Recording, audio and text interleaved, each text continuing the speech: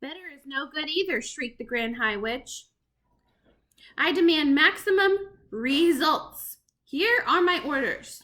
My orders are that every single child in this country shall be rubbed out, swashed, svirted, svittered, and frittered before I come here again in 1 year's time. Do I make myself clear? A great gasp went up from the audience.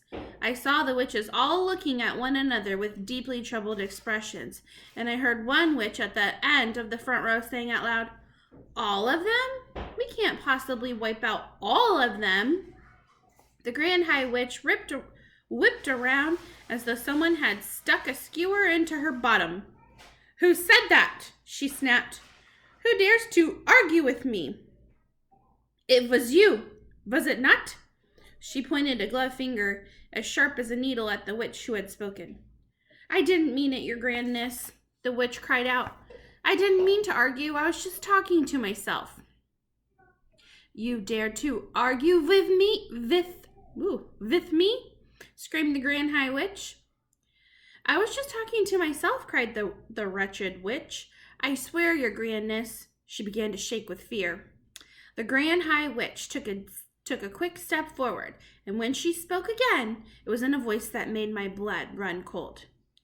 "A stupid witch who answers back must burn until her bones are black," she screamed.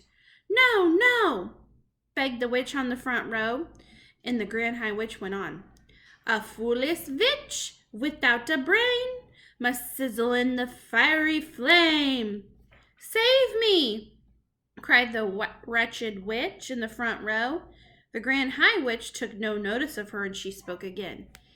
"An idiotic witch like you must roast upon the barbecue."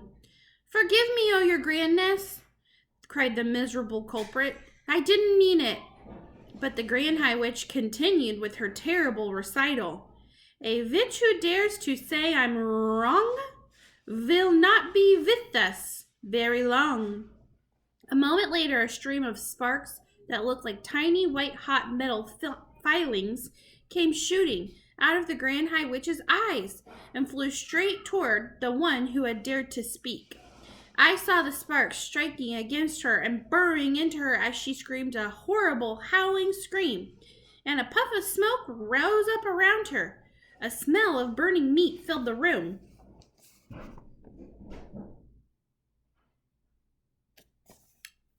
Nobody moved. Like me, they were all watching the smoke, and when it had cleared away, the chair was empty. I caught a little glimpse of something wispy white, like a little cloud, fluttering upwards and disappearing out of the window. A great sigh rose up from the audience. The Grand High Witch glared around the room. "I hope nobody else is going to make me cross today," she remarked. There was deathly silence. "Frizzled like a fritter," said the Grand High Witch. "Cooked like a carrot. You will never see her again. Now, we can get down to business." All right, that's the end of Frizzled like a fritter. Pretty silly.